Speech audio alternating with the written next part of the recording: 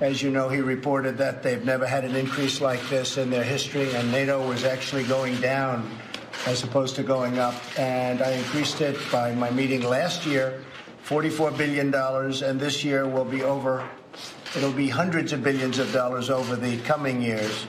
And I think there's great unity with NATO. There's a lot of very positive things happening.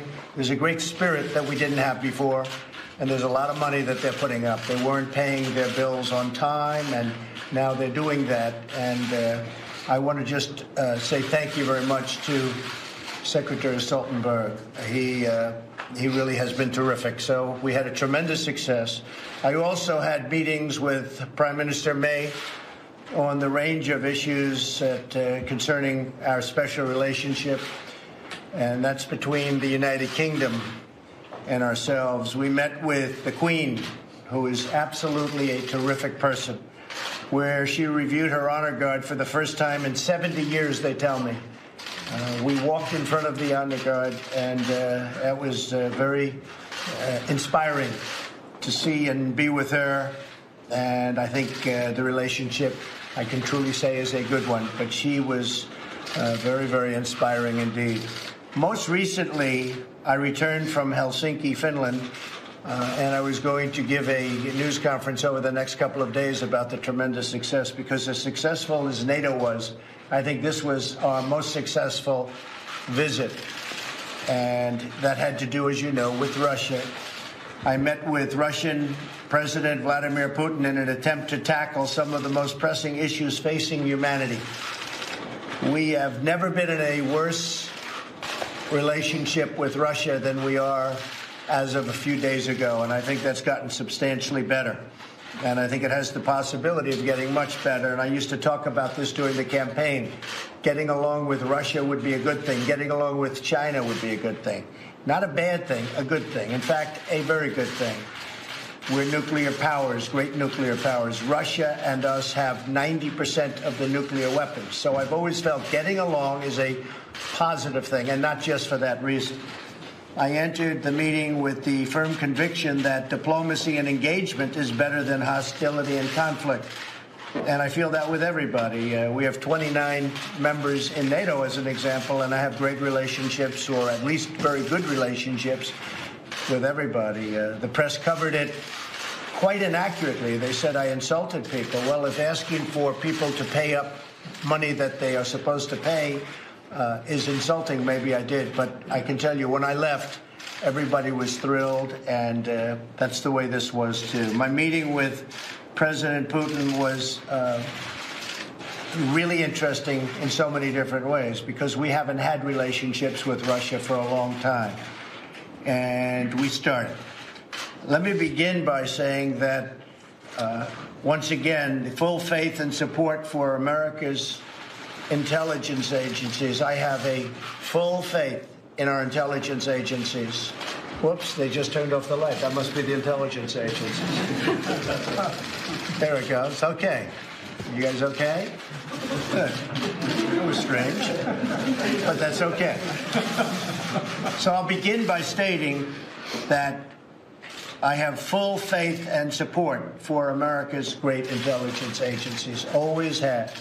And I have felt very strongly that while Russia's actions had no impact at all on the outcome of the election, let me be totally clear in saying that, and I've said this many times, I accept our intelligence community's conclusion that Russia's meddling in the 2016 election took place. Could be other people also. There's a lot of people out there. There was no collusion at all. And people have seen that, and they've seen that strongly. The House has already come out very strongly on that. A lot of people have come out strongly on that. I thought that I made myself very clear by having just reviewed the transcript. Now, I have to say, I came back and I said, what is going on? What's the big deal? So I got a transcript. I reviewed it. I actually went out and reviewed a clip of an answer that I gave. And I realized that there is a need for some clarification it should have been obvious. I thought it would be obvious, but I would like to clarify just in case it wasn't. In a key sentence in my remarks, I said the word would instead of wouldn't. The sentence should have been, I don't see any reason why I wouldn't or why it wouldn't be Russia. So just to repeat it, I said the word would instead of wouldn't. And the sentence should have been, and I thought it would be maybe a little bit unclear on the transcript or unclear on the actual video. The sentence should have been, I don't see any reason why it wouldn't be Russia. Sort of a double negative. So you can put that in, and I think that probably clarifies things pretty good by itself. I have on numerous occasions noted our intelligence findings that Russians attempted to interfere in our elections. Unlike previous administrations, my administration has and will continue to move aggressively to repeal any efforts and repel. We will stop it. We will repel it. Any efforts to interfere in our elections. We're doing everything in our power to prevent Russian interference in 2018. And we have a lot of power. As you know, President Obama was given information just prior to the election, last election, 2016, and they decided not to do anything about it. The reason they decided that was pretty obvious to all. They thought Hillary Clinton was going to win the election, and they didn't think it was a big deal. When I won the election, they thought it was a very big deal, and all of a sudden they went into action, but it was a little bit late. So he was given that in sharp contrast to the way it should be. And President Obama, along with Brennan and Clapper and the whole group that you see on television now, probably getting paid a lot of money by your networks, they knew about Russia's attempt to interfere in the election in September, and they totally buried it. And as I said, they buried it because they thought that Hillary Clinton was going to win. Turned out it didn't happen that way. By contrast, my administration has taken a very firm stance. It's a very firm stance on a strong action. We're going to take strong action to secure our election systems and the process. Furthermore, as has been stated, and we've stated it previously and on many occasions, no collusion. Yesterday, we made significant progress toward addressing some of the worst conflicts on Earth. So when I met with President Putin for about 2.5 hours, we talked about numerous things. And among those things are the problems that you see in the Middle East, where they're very much involved, we're very much involved.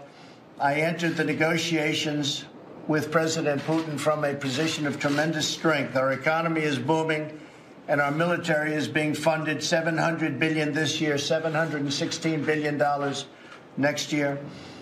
It will be more powerful as a military than we've ever had before.